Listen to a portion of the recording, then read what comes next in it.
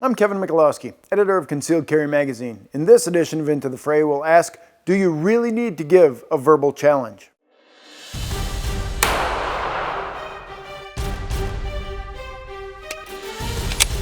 I recently read a story about a woman who was able to ward off an attacker in Michigan because she pulled out her gun. She didn't have to fire it. Those are the kind of stories we all like to hear about, but one thing caught my eye as I read through this story. The woman said the attacker came up behind her, grabbed her by the back of the coat, and as he started to pull her back, she turned around and drew her firearm, and she saw something shiny in his hand and thought it was a knife. She pushed her gun into his stomach and said, "I don't want to have to kill you."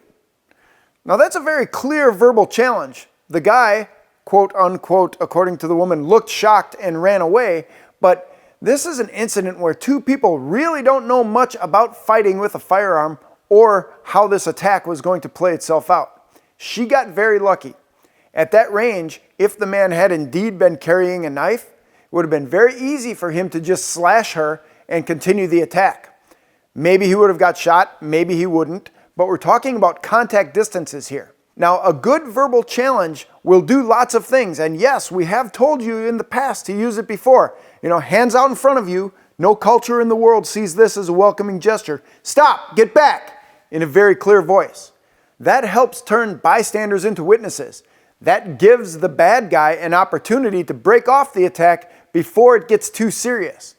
It will give you the chance to maybe not fire your gun. Obviously, we want to get through the day without firing our gun at any bad guys.